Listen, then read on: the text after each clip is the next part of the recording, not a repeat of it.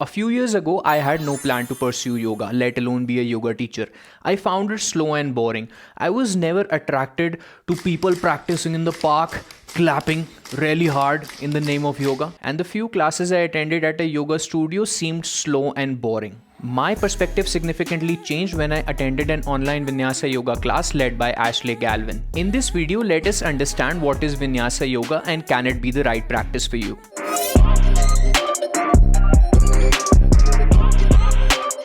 In this sequence, what grabs your attention? Are you overwhelmed with labels, limiting this to Surya Namaskar? Or do you notice the essence of the practice, being a state of flow?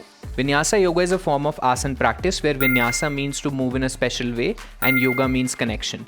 Put them together and it means to move, connecting the mind, body and the breath. In simple words, it means to move with intention or move with purpose. Now this wonderful concept of Vinyasa Yoga can also be extrapolated to your life outside the mat, such as doing things or taking actions that keep you in a state of flow. How do you achieve that state of flow? There are a million books written about that. But the crux of the matter is to achieve such a state, you should be performing activities which are difficult but doable, which are not so simple that you easily get bored, which are not so challenging that you feel overwhelmed. Now, how does Vinyasa Yoga compare to the classical form of asana practice, which is called Hatha Yoga? In Hatha Yoga, you hold postures for a few breaths and then you take rest and then you again get back to the practice, making it more static in nature or making it more start and stop in nature. In Vinyasa Yoga, you flow between one asana to the other. Now let's come to the 3 ways to identify if Vinyasa Yoga is the right practice for you. The number one reason is you want your asana practice to be a serious workout. A 60-minute Vinyasa Yoga class will make you sweat, work on your cardiorespiratory fitness.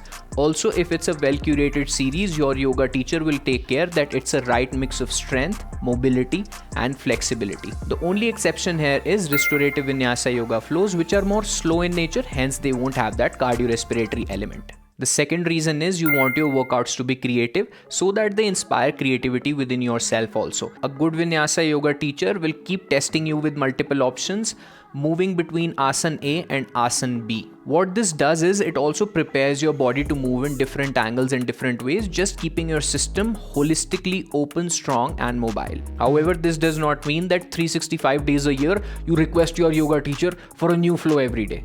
He might be able to produce it, but you have to understand that growth happens with consistency and creativity helps to challenge your body in different angles. A good way to balance consistency and creativity is to follow a Vinyasa Yoga program for a specific amount of time and then change the series. So how I manage it with my students and myself is that I'll create a Vinyasa Yoga series every 2 months. The Vinyasa Yoga series will have 5 classes. All 5 classes will be different, catering to a different intention, such as one day they will be arms, one day they will be core and legs, etc. And then I'll make them practice that Vinyasa series for 2 months straight so that they can progress in their journey and have creative movements that challenge their body. After the 2 months have passed, I will bring out another Vinyasa Yoga series, adjusting for their level.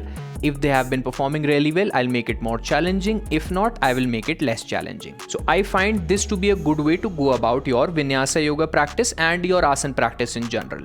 One exception to this creative aspect of Vinyasa Yoga is Ashtanga Vinyasa flow, which has a predetermined set of postures that you have to follow.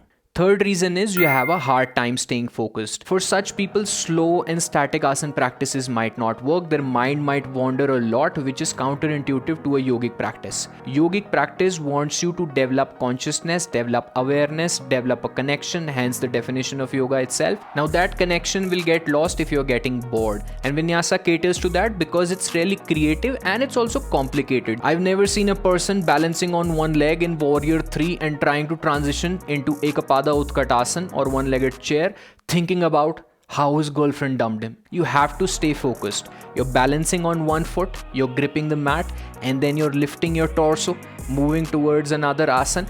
All this helps you to stay in the zone, stay focused, develop a connection, and hence make the practice yogic. Now, if you have said yes to all the 3 reasons above, that you want your asana practice to be a serious workout, you want your workouts to be creative, and you have a hard time staying focused, Vinyasa Yoga is for you. Now comes the disclaimer, the quick terms and conditions that I have to tell you before beginning your Vinyasa Yoga practice. Number 1 is, just like every other asana practice, Vinyasa Yoga doesn't have pulling movements.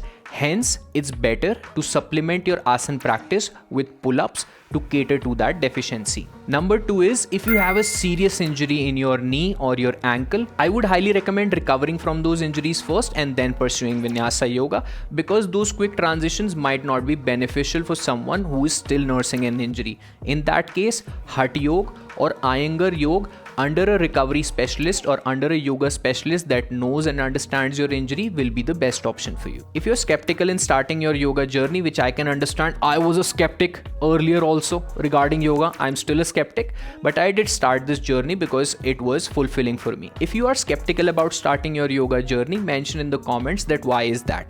What is holding you back? I would love to address those comments. Enough for today. Until next time, namaste.